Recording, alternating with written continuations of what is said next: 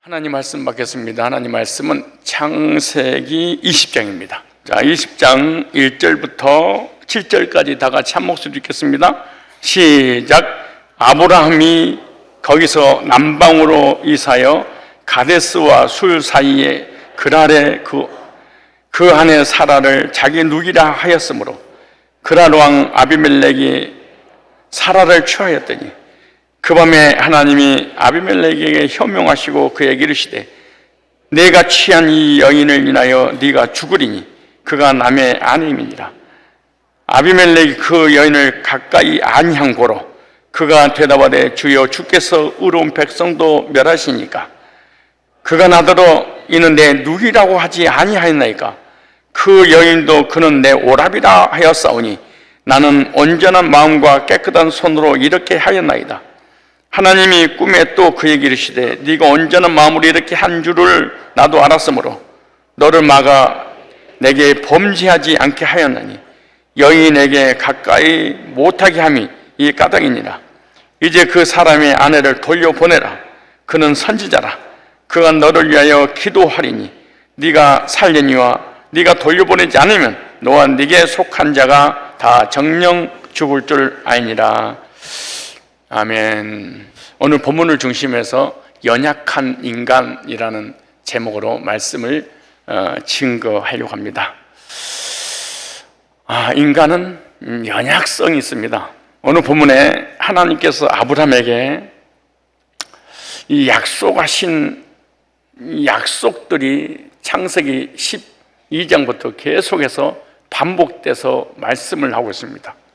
이 아브라함에게 약속하신 그 약속들은 예수님을 믿고 구원받은 성도들에게 동일하게 주신다는 약속입니다. 아브라함으로 끝나는 것이 아니라 아브라함, 이삭, 야곱으로 이어지는 믿음의 육적인 혈통은 구약에 다 받았고 또 신약에 와서 그리스도를 통해서 믿음의 혈통을 이어받은 이 그리스도인들은 아브라함에게 주셨던 그 복을 그대로 받아 누릴 수가 있는 것입니다. 그럼 아브라함에게 주셨던 이 약속들, 이 복들이 뭐냐? 내 후손을 번성시켜주고 후손의 복을 주셨습니다. 이 후손의 복을 주신다는 말은 네 자손을 통하여 그리스도가 올 것이다. 이렇게 인류를 구원할 하나님의 택자들을 구원할 메시아를 보내주시겠다. 두 번째, 기업의 약속입니다. 이 가나안 땅을 너와 내 후손에게 주겠다. 오늘 우리들에게는 천국을 주겠다라고 한 약속이에요. 그 다음에 제사장의 복입니다. 하나님을 섬기는 백성. 이 아브라함에게 주신 약속은 오늘 그대로 우리에게 주셨습니다. 메시아 예수님을 통해서 우리가 구원받아서 천국을 상속받게 되고 그리고 제사장으로서 하나님을 섬기는 예배하는 직업을 주실 것이다. 이렇게 말씀하고 있습니다. 뿐만 아닙니다. 번성케 되고 창대케 되고 너를 축복하는 자에게 내가 복을 내리고 너를 저주하는 자에게 내가 저주할 것이다.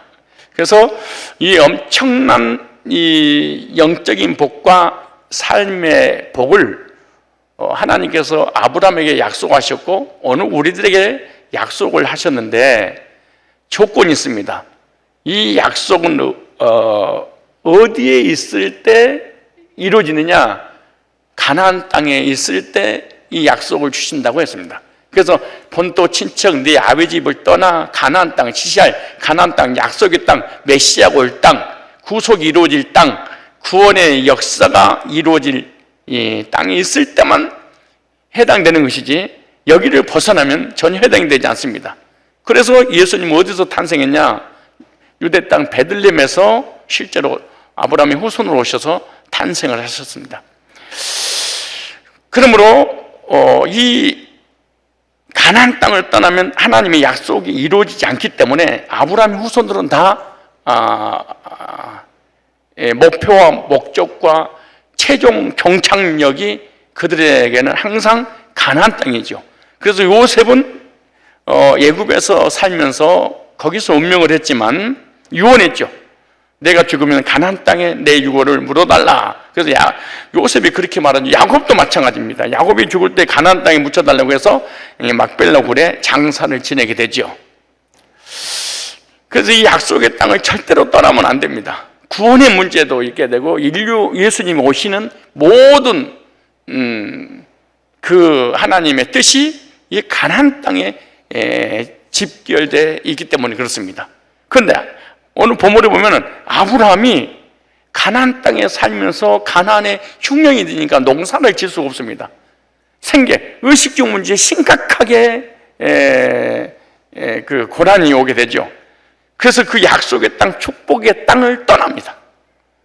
메시아 오실 땅을, 구속이 이루어질 땅을, 조상 대대로, 후손 대대로 하나님께서 주신 번성하고 창대게 되는 복의 근원의 땅을 떠나버려요. 순간 이 삶에 어려움이 오니까 삶의 문제를 해결하려고. 그래서 오늘 1절에 보니까 한번 읽어볼까요? 시작. 아브라함이 거기서 남방으로, 가나안 땅에서 남방으로 이사하여 가데스와 수 사이 그랄에 거하며, 여기 남방으로 내려갔잖아요. 남방으로 이사하여 가데스와 수 사이에 그랄에 거하며, 남방은 애굽입니다. 이집트입니다.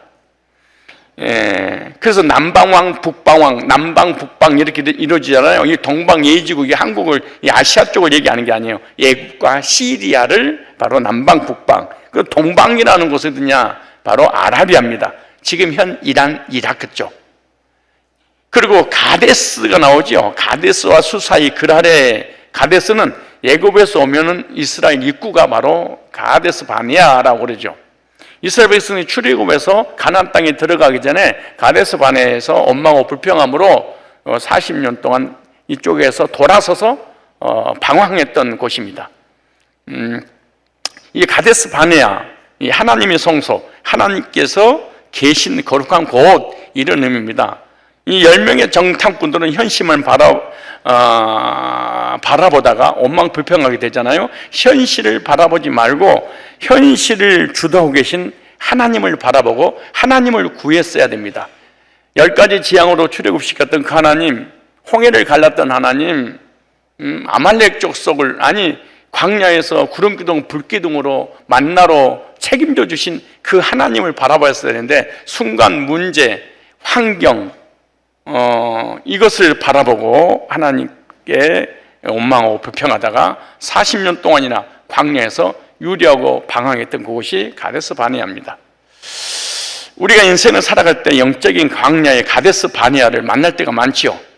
그때 현실을 바라보지 말고 전능하신 하나님 바라보고 지금까지 인도하시는 그 하나님을 의지하고 그 환경을 믿음으로 이겨내야 될 줄 믿습니다. 우리 인생길은 늘 평탄하지만 않습니다. 우리 인생길은 계속 시온의 대로만 있는 것이 아닙니다. 때로는 여러 가지 답답한 일도 있고, 때로는 우리 앞에 철통 같은 여리고성도 있고, 홍해도 있고, 요단강도 있고, 이런 우리 앞이 가로막히는 그런 여러 가지 시련도 있을 수 있어요. 그런데 그런 시련을 왔을 때 현실만 바라보다가 결국에는 원망불평하는 사람이 되고, 그러므로 인해서 평생을 이스라엘 백성들이 방황의 삶을 살게 되죠. 믿음의 조상인 이 아브람도 가나안 땅에 있으면서 흉년이 되니까 그걸 이겨내지 못하고 애굽으로 내려가 버립니다. 믿음의 조상 아브람도 나약할 때가 있구나. 날마다 믿음이 승승장구 한 것이 아니었구나. 근데 애굽에 내려가서 아브람 뭐라고 그러죠? 애굽의 그랄에서 자기 부인을 누이 동생이라고 거짓말까지 합니다. 그리고 그랄에서 아주 세상적으로 개망신을 당한 데가 바로 이 그랄입니다.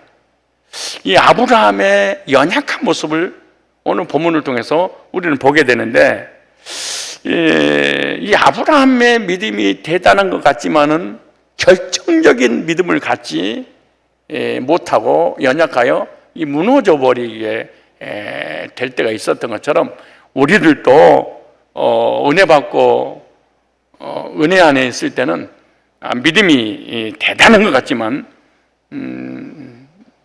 믿음이 약해질 때가 있습니다. 그럼 믿음이 약해지면 어떻게 되냐? 세상으로 나가게 됩니다. 신앙의 방황까지 하게 되죠. 모든 제자들과 예수님을 따르는 사람이 예수님이 십자가 질 때 다 떠나더라도 나는 주님을 떠나지 않고 십자가의 길을 저도 가겠습니다. 주님이 마시는 잔 저도 마시겠습니다. 그렇게 호언장담했던 베드로도 이 죽음의 앞에 어려운 환경에 직면하니까 연약한 계집종 앞에서 나는 주님 모른다고 3번이나 부인을 했습니다. 믿음의 조상들의 그 신앙이 대단한 것처럼 우리들도 대단해 보이지만 조그만 환경에 어려움이 오면 여지없이 나가 자빠질 때가 있습니다. 그렇다면 언제 아브라함의 믿음이 약해졌을까? 우리는 언제 믿음이 약해질까? 오늘 말씀을 통해서 우리 믿음이 언제 약해졌는지, 앞으로 언제 약해질 것인지 교훈을 깨닫고 적용해서 승리해야 될 줄 믿습니다. 첫째, 하나님이 주신 약속의 땅을 떠날 때 그럽니다. 뭐를 떠날 때? 약속의 땅을 떠날 때. 오늘 본문에 아브라함이 거기서 남방으로 이사하여 가데스와 술 사이 그랄에 오가며 여기 개혁 개정에 보면 아브라함이 거기서 네기브 땅으로 옮겨 가데스와 술 사이 그랄에 거류하며 약속의 땅을 떠나 그랄로 가버립니다. 왜 약속의 땅을 떠나서 애굽의 그랄로 내려갔을까요? 믿음이 약해져서 그렇습니다.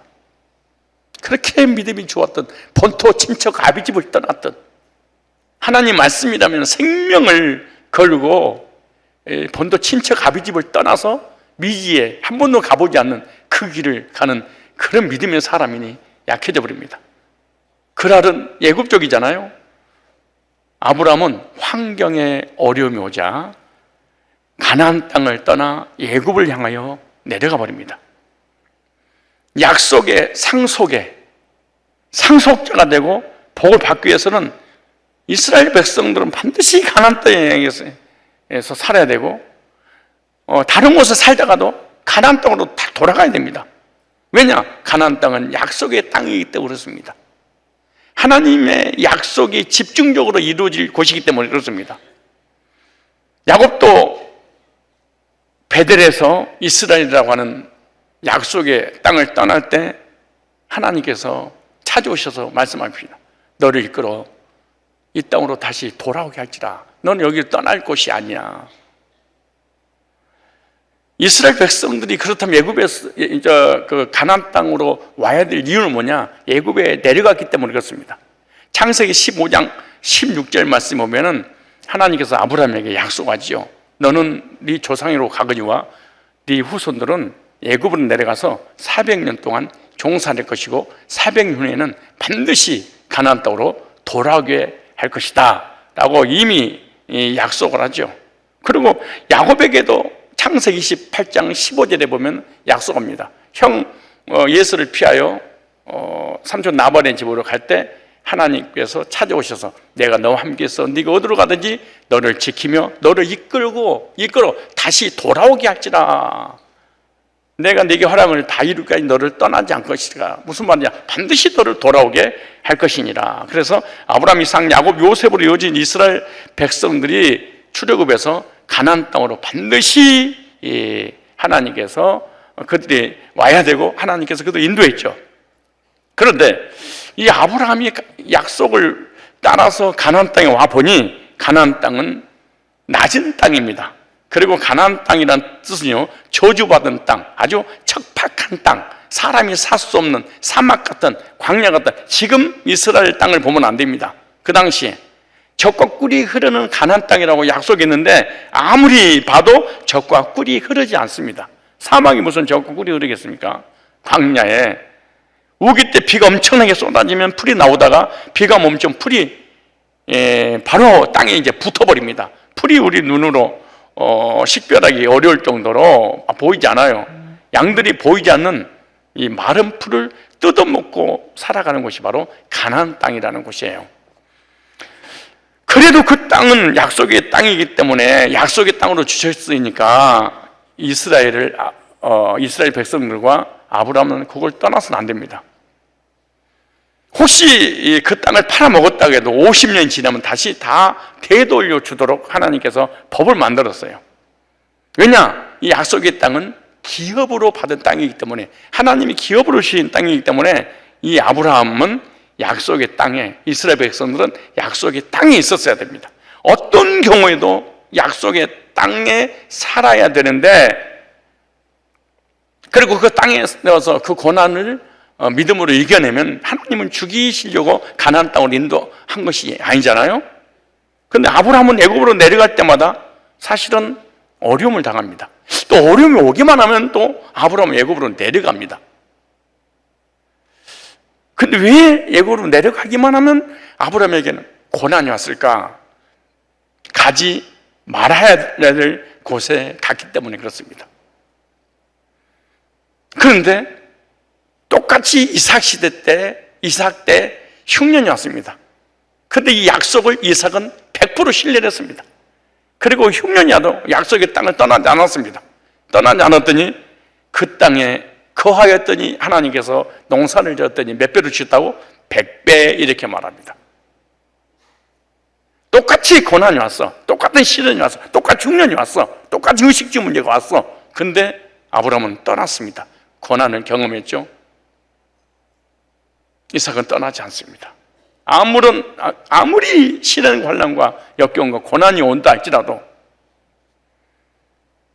오늘 1절에 약속의 땅에서 남방으로 내려갔어요. 그날 애굽 쪽으로 내려갔단 말은 가나안 땅을 벗어나기 시작한 곳이다 그 말이에요. 나중에는 이 땅이 블레셋 땅이 되죠.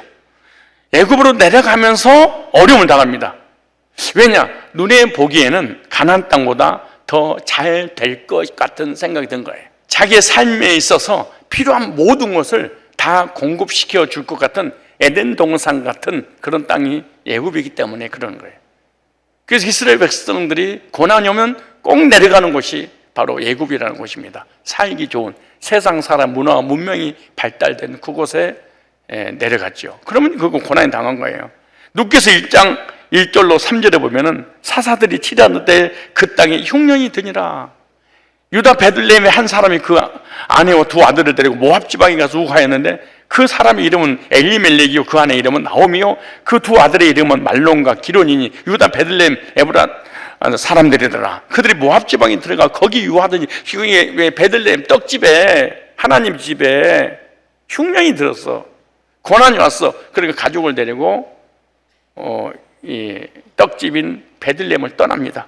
근데 3절에 나오미의 남편 엘리멜렉이 죽고 나오미와 그 두 아들이 남았으며 나중에 아들까지 다 죽고 룻 며느리 하나 데리고 베들레헴에 다시 돌아오게 되죠. 그러니까 고난, 흉년, 시련을 만났을 때 그 예결하지 못하고 세상으로 가게 되면 반드시 대가를 지불을 하게 되는 거죠. 저와 여러분에게 주신 약속의 땅이 어디라고 생각하십니까? 거기가 어디입니까? 사도행전 1장 4절에 보면 예수님께서 승천하시면서 이렇게 말합니다. 예루살렘을 떠나지 말고 그렇게 말합니다. 예루살렘에 있으면 죽을지도 모릅니다. 엄청난 고난과 핍박이 오는 곳이죠. 언제 끌려가서 감옥에서 순교의 길을 갈지 모릅니다. 그래도 예루살렘을 떠나지 말라 이렇게 말씀을 하죠. 왜 그럴까요? 구속의 역사가 있는 곳, 복음이 있는 곳, 성령의 인치심이 기다리는 성령 강림이 있을 그곳 떠나지 마라 그렇게 말합니다. 우리들도 마찬가지예요. 구속의 복음이 선포되는 곳, 언약의 말씀이 선포되는 곳, 죄산받고 구원받게 했던 곳, 은혜 받은 곳, 축복이 선포되는 곳, 그 교회가 바로 약속의 땅인 줄로 믿습니다. 이것이 바로 베델이요 하나님 집이요 예루살렘입니다. 거기서 단을 쌓고 거기서 예배를 드리고 그 말이죠. 아브라함처럼 우리들도 하나님의 말씀을 떠나면 우리의 믿음이 약해진다는 중요한 원리입니다. 약속의 땅, 복음이 선포되는 은혜가 선포되는 구속의 약속 있는 곳을 떠나면 그렇게 믿음이 좋았던 사람도 한순간에 약해져 버리게 되는구나. 따라서 합시다. 복음을 떠나면 믿음이 약해진다. 그래서 복음이 선포되는 교회를 절대로 떠나서는 안 됩니다. 하나님 말씀 안에 살아야 되고, 말씀 안에서 고난이 와도 인내를 해야 됩니다. 아브라함이 가나안 땅을 떠나지 않았다면 어려움 당하지 않을 것입니다. 창피해 당하지 않았을 것입니다. 개망신을 당하지도 않았겠죠. 어떤 고난이 와도 말씀을 떠나지 않고 인내하는 삶이 필요하다는 중요한 원리 아닙니까? 중요한 교훈이죠. 말씀을 따라 살아도 때로는 어려움도 옵니다. 말씀의 언약을 믿고 말씀 중심의 삶을 살아도 베들레헴에도 흉년이 온 것처럼, 예루살렘에도 흉년이 온 것처럼 우리의 삶에도 얼마든지 고난이 올 수 있습니다. 복음이 선포되는 성산교회 다녀도 아플 수도 있고요, 넘어질 수도 있고요, 사업이 안 될 수도 있고, 직장이 잘못될 수도 있고, 여러 가지 사건, 사고 일어날 수 있죠. 그런데 왜 아브라함에게 약속의 땅을 주셔서 약속의 땅에 왔는데, 그 약속의 땅에, 축복의 땅이 젖과 꿀이 흐르는 땅인데 흉년이 왔을까요? 아브라함에게 자손을 주겠다고 약속을 했는데 그 약속을 아무리 기다려도 태문이 열리지 않을까요? 왜 하나님 태문을 닫았을까요?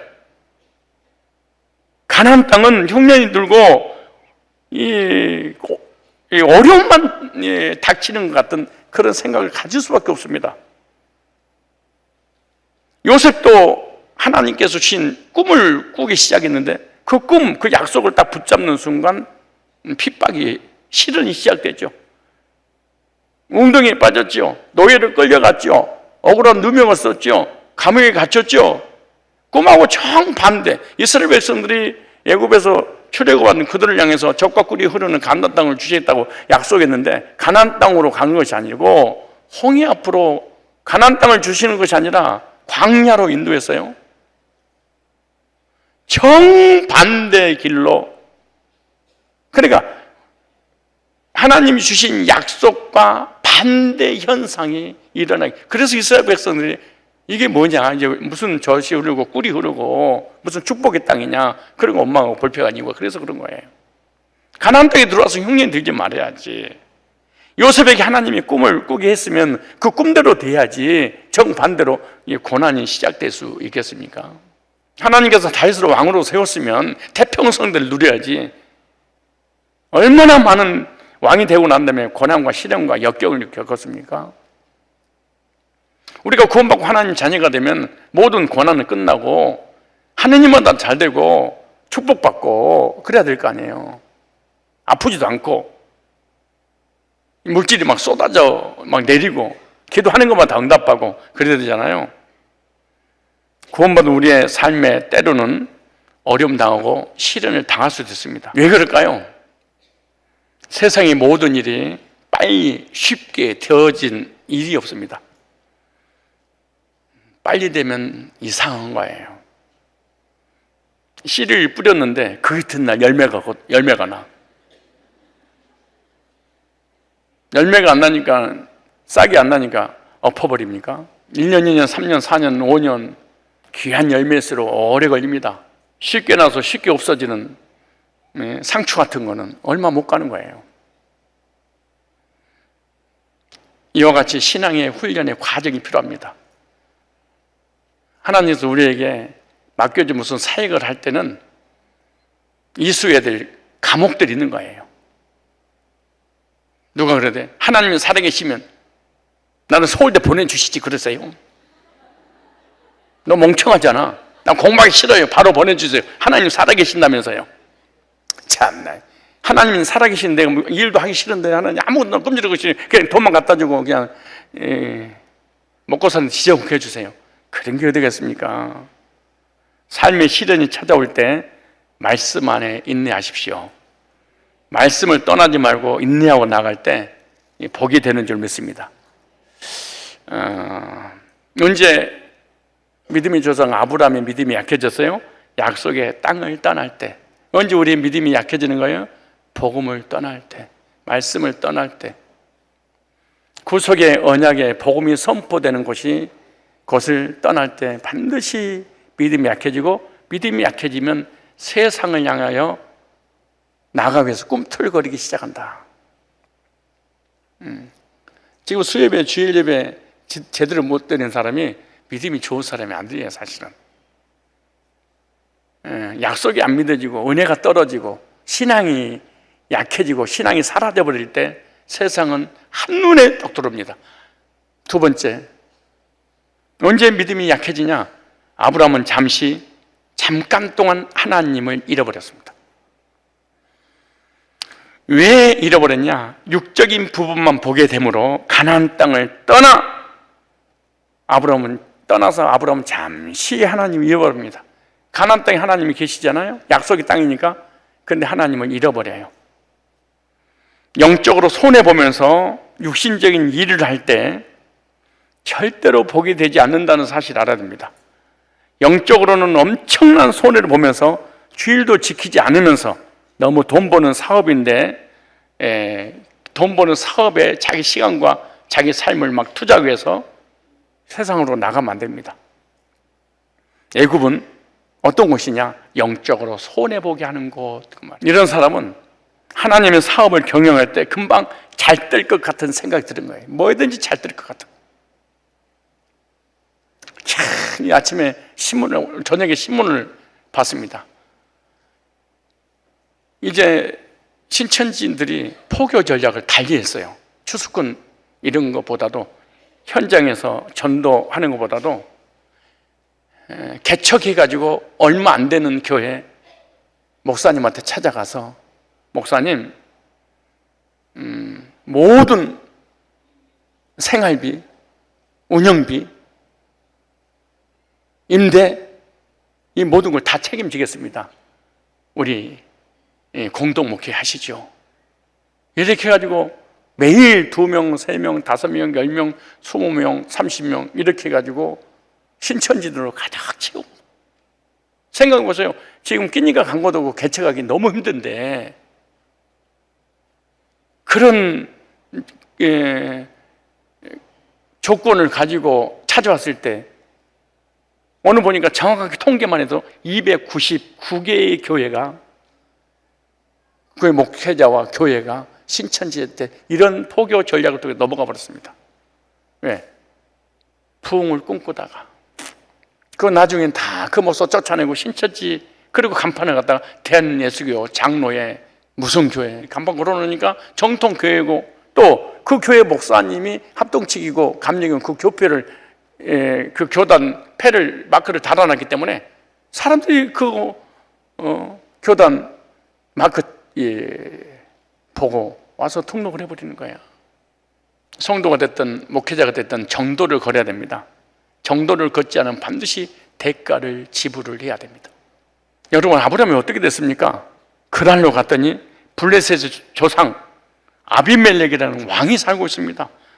애굽 왕이 두려워 사라를 자기 아내라고 하지 않고 누이 동생이라고 거짓말까지 해버립니다. 얼마나 믿음이 떨어졌습니까? 아니, 그렇게 자기 아내를 눈에는 넣어도 안 아플 뼈 중에 뼈, 살 중에 살이라고 그렇게 얼마나 예뻤는지. 죽음이 두려워서 아내를 누이 동생이라고 거짓말까지 합니다. 얼마나 믿음이 떨어졌으면 그러겠어요. 그리고 그랄 땅에 가서 이집트 내려가서 아브라함은 대창피를 당합니다. 사랑하는 아내를 아빌레 왕에게 빼앗길 뻔했습니다. 아차면. 절대로 영적으로 손해보는 일을 저와 여러분들은 해서는 안 됩니다. 왜? 복이 안 되는 거예요. 사업을 할 때 이 사업이 잘 되면 신앙이 손해볼 것인가 유익이 될 것인가 한번 생각해 봐야 돼. 신앙이 손해 안 보고 돈을 조금 덜 버는 것이 복일 수 있습니다. 육신적으로 손해볼지언정 영적으로 손해보는 일을 절대로 하면 안 됩니다. 많은 기독교인들이, 아니 아브람처럼 꼭 그렇게 합니다. 1년만, 2년만, 3년만 술 먹고 담배 피고 세상 사람들이 원하는 걸 다 하면서 3년만, 5년만 하나님을 떠나서 내가 돈을 벌어야 되겠다. 개망신을 당하고 거지가 될지언정 절대로 하나님은 복을 주시지 않습니다. 생사화복을 주관하시는 하나님의 사람이 우상숭배자 불신자를 보고 두려워하여. 믿음의 조상 아브라함이 약속의 땅을 떠나 믿음이 약해지니까 사람이 두려워서 아내를 누이동생이라고 속였어요. 즉 하나님을 의뢰하지 않고 사람들을 두려워서 누이동생이라고 속이면서 어려움을 당합니다. 아니 아브라함이 어떤 사람이에요? 그리고 하나님을 어떻게 체험한 거예요? 창세기 15장에서 쭉 이어서 보면은 하나님께서 아브라함에게 찾아와서 나는 너의 방패요, 너의 모든 적으로부터 내가 다 막아줄 거야. 그리고 그 믿음을 가지고 롯이 소돔과 고모라의 전쟁이 났을 때 포로로 잡혀갔잖아요. 그때 진짜 하나님께서 막아주셔서 롯을 구출하고 대승리하게 되잖아요. 이 사람은 실제로 아브라함은 하나님의 능력을 체험했던 사람입니다. 그런데도 자기 부인 뺏길까 봐 벌벌 떨면서 자기가 살려고 누이 동생이라고 하지 않습니까? 방패가 되어주신다는, 또 방패가 되시는 하나님을 잠깐 잊어버립니다. 우리들도 잠깐 잊어버릴 수 있습니다. 삶에 어려움이 오면 눈에 보이는 것 때문에 아주 믿음이 없고 연약한 모습을 보게 됩니다. 이렇게 믿음이 없을 수 있을까요? 믿음이 어떻게 바닥이 날 정도로, 다시 말해서 창조주, 방패가 되신 하나님이 조금도 안 믿어져 버립니다. 이럴 때가 있습니다. 신앙의 위기를. 연약한 아브라함의 믿음을 보면서 저는 잠깐 동안 눈물을 흘렸습니다. 먹먹했습니다. 큰 위로가 됩니다. 하나님이 선택한 믿음의 조상 아브라함도 이럴 때가 있구나. 난 믿음의 조상도 아닌데 그럴 수 있는 거지 뭐. 이런 대단한 사람도 그랬는데 갑자기 먹먹해지면서 눈물이 쭉 떨어지더라고. 믿음의 조상 아브라함도 믿음이 약해질 때가 있는데, 그래 나도 지금 약해질 때인가 보다. 어떠세요? 여러분이 여러분 자신을 볼 때 믿음이 형편없을 때 있죠. 언제 우리가 위로 받아요? 믿음의 조상 아브라함 보니까. 아브라함이랑 우리는 똑같아요. 사실은 대단한 존재가 아니에요. 똑같은 성경을 가지고 있는 건데 뭐. 어떠세요? 여러분 구원받은 그 순간부터 그냥 일사천리 믿음이 계속 막 표정도 안 나와. 그렇게 좋던가요? 계속 좋던가요?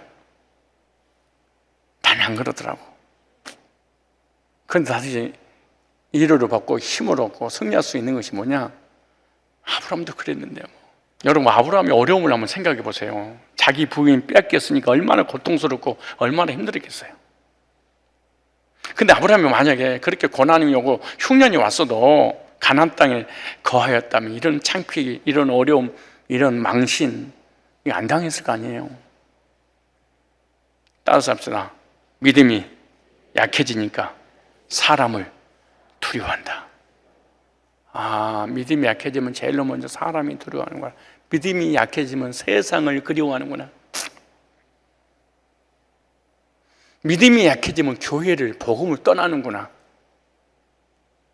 믿음이 약해지니까 말씀을 떠나는구나. 믿음이 약해지니까 세상과 사람과 환경을 두려워하는구나. 중요한 원리죠. 사람이 두렵고 환경이 두렵고 세상으로 향할 마음을 가지고 있다면 여러분 스스로 자기 자신을 점검하셔야 됩니다. 내가 믿음이 약해졌구나. 하나님이 약속하신 복음이 선포되는 교회에 저와 여러분을 하나님께서 마음에 두라고 하십니다. 복음이 선포되고 언약이 선포되고 구속의 은혜가 있는 그곳에 예배드리고 기도하고 헌신하고 교회 중심의 삶을 살지언정 절대로 뒤로 물러가면 안 됩니다. 반드시 손해봅니다. 사단은 계속해서 예굽 쪽을 바라보게 만듭니다. 사단은 계속해서 무엇을 먹을까, 입을까, 마실까, 육신의 정욕, 안목의 정욕, 일생의 자랑을 향해서 꿈을 꾸게 만듭니다. 히브리서 10장 38절에 이렇게 말합니다. 나의 의인은 믿음으로 말미암아 살리라. 또한 뒤로 물러가면 내 마음이 그를 기뻐하지 아니하려 하셨느니라. 히브리서 10장 39절에 보면 우리는 뒤로 물러가 멸망할 자가 아니요 오직 영혼을 구원하며 이르는 믿음을 가진 자니라. 뒤로 물러가지 마라. 머리에 투구를 뜨고 가슴에 의의 흉배를 붙이고 오른손에 성령의 검을 잡고 왼손에 믿음의 방패를 가지고 복음의 신발을 신고 영적 전쟁에서 앞을 향해서 달려가야지 뒤는 무방비입니다. 아무것도 없습니다. 왜 그랬을까요? 앞에만 무장하는 이거 뭘까요? 뒤 돌아서지 못하게 하려고. 뒤 돌아서면 멸망한단다. 죽는단다. 그리스도는 무조건 앞으로만 돌진해야 된다. 그 얘기잖아요. 그러므로 저와 여러분은 하나님을 의식하며 살아야 됩니다. 하나님을 의뢰하는 삶을 살아야 됩니다. 하나님을 잃어버리면 약해집니다. 사람이 한 번만 교회 안 나와도 성도님들이 그렇습니다. 장로님 왜 안 나오세요? 집사님 왜 안 나오세요? 권사님, 권찰님, 성도님 왜 안 나오세요? 이 말을 들을 때 좋을 때입니다. 계속해서 반복해서 안 나오잖아요.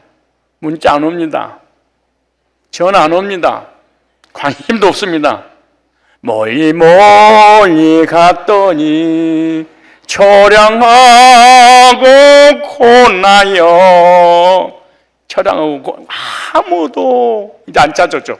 왜? 워낙 안 나오니까.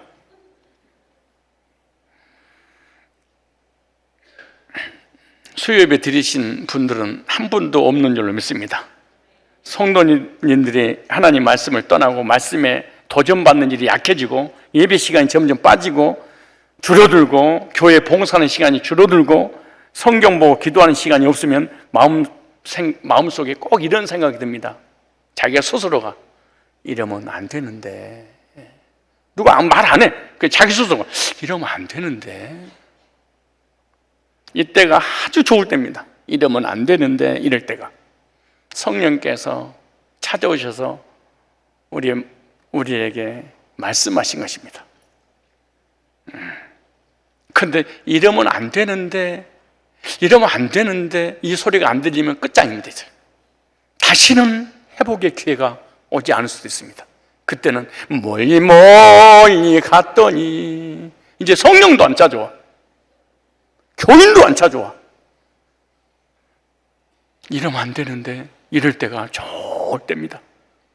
집사님, 장로님 왜 수입이 안 나와? 좋을 때입니다. 그런데 혼자서 조용히 있는데 마음속에 또 이러면 안 되는데 성령께서 찾아오신 거예요. 그 어느 날 이 소리가 안 들리는 거야. 멀리 갔더니 주님이 떠난 거야. 하나님을 잃어버리고 하나님을 놓쳐버리면 믿음이 약해지고 힘이 빠집니다. 특히 구원받고 거듭난 성도들은 하나님의 손을 놓쳐버리면 정말로 재미가 없습니다. 돈이 있고 명예가 있고 권력이 있고 골프가 아무리 홀인원해도 재미 한 개도 없습니다. 장로 목사가 주일날 예배 안 드리고 골프장에 가가지고 골프를 쳤는데 홀인원해서 어디 가서 자랑할 거예요? 주일날 아니 어디서 어디다가 자랑할 거냐고.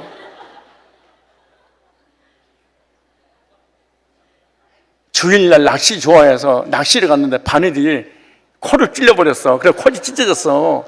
근데 어디 가서 낚시질 했다고 기도해달라고 그러겠냐고.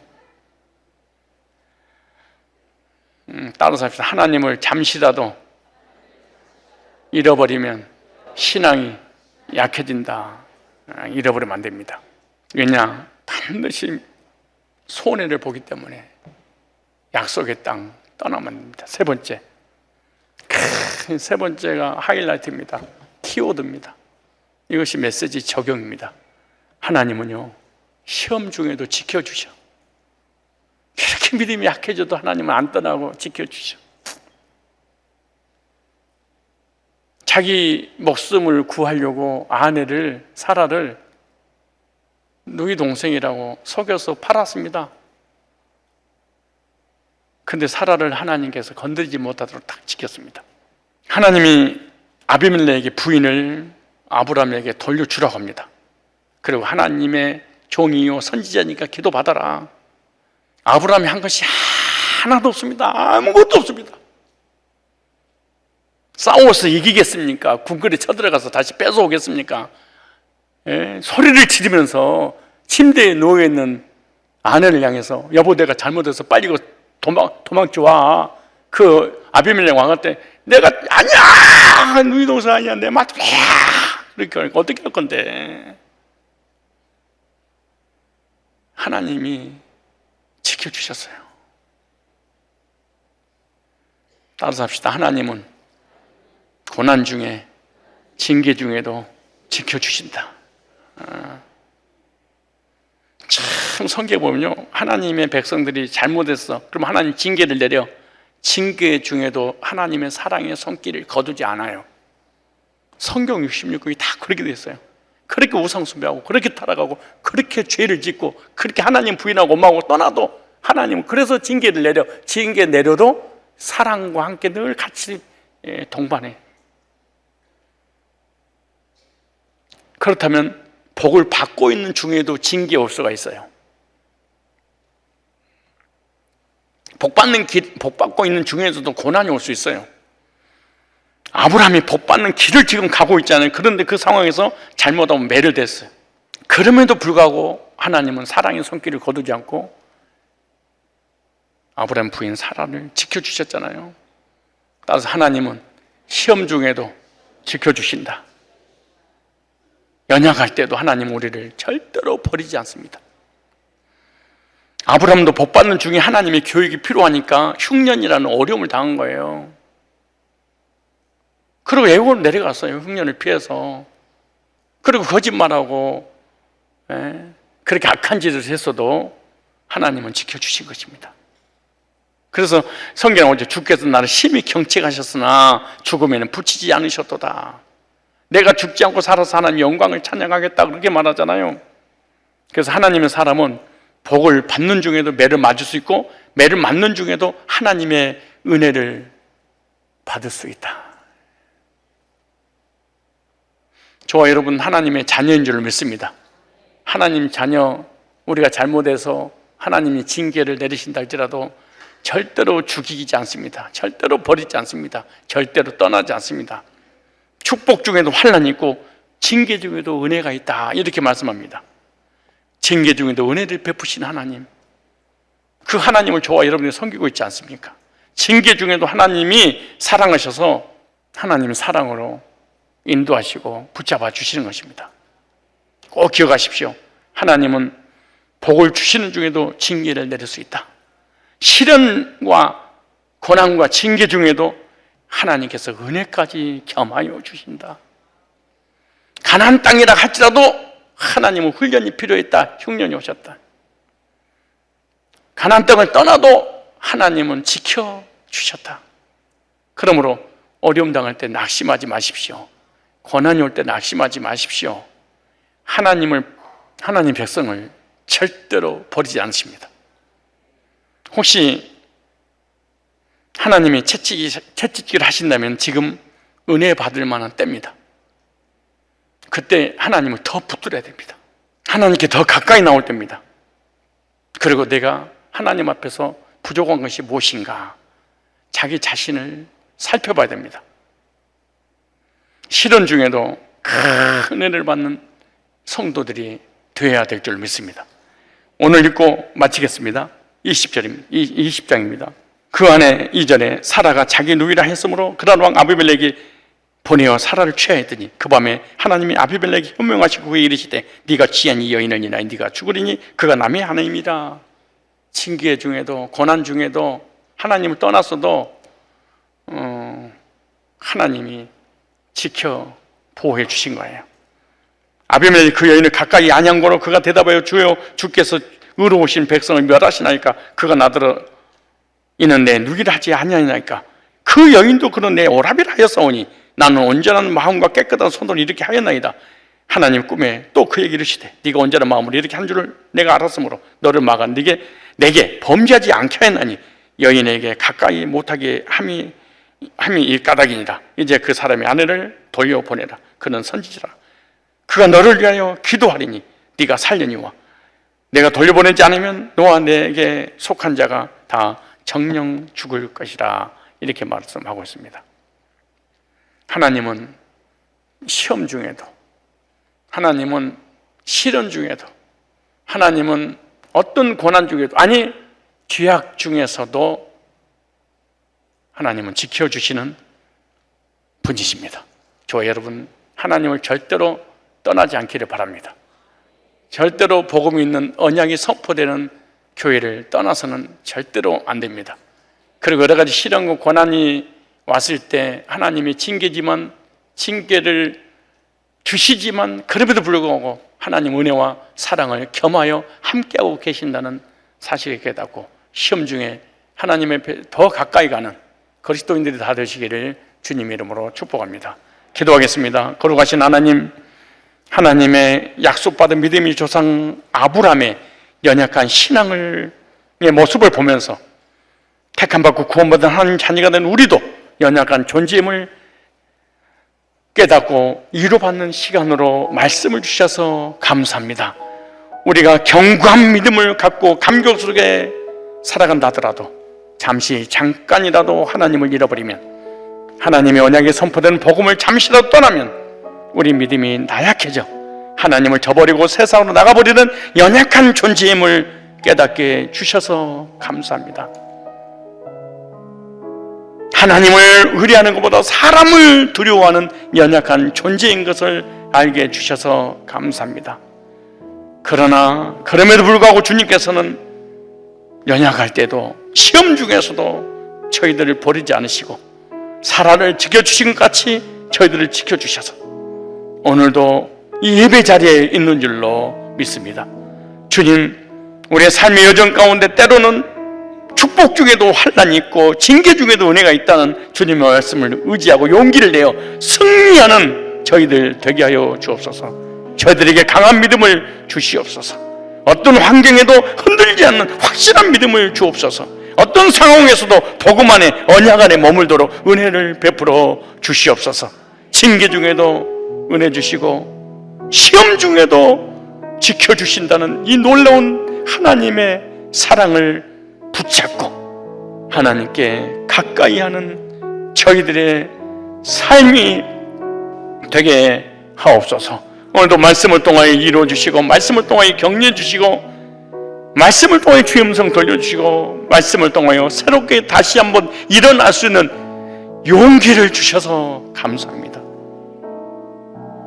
아브라함의 믿음이 바닥을 쳤던 것처럼 호언장담했던 우리의 믿음도 바닥이 칠 때가 있다는 사실을 깨닫고 나의 연약함 때문에 실망하고 좌절하고 쓰러질 것이 아니라 그럼에도 불구하고 이 모습 이대로 사랑하시는 주님을 의지하고 주님께 다시 나올 수 있도록 인도하여 주시옵소서.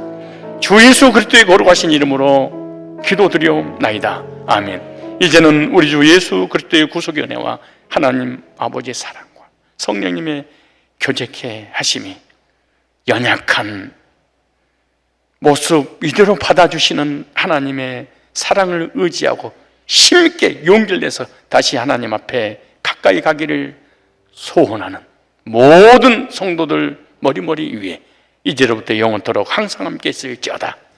아멘.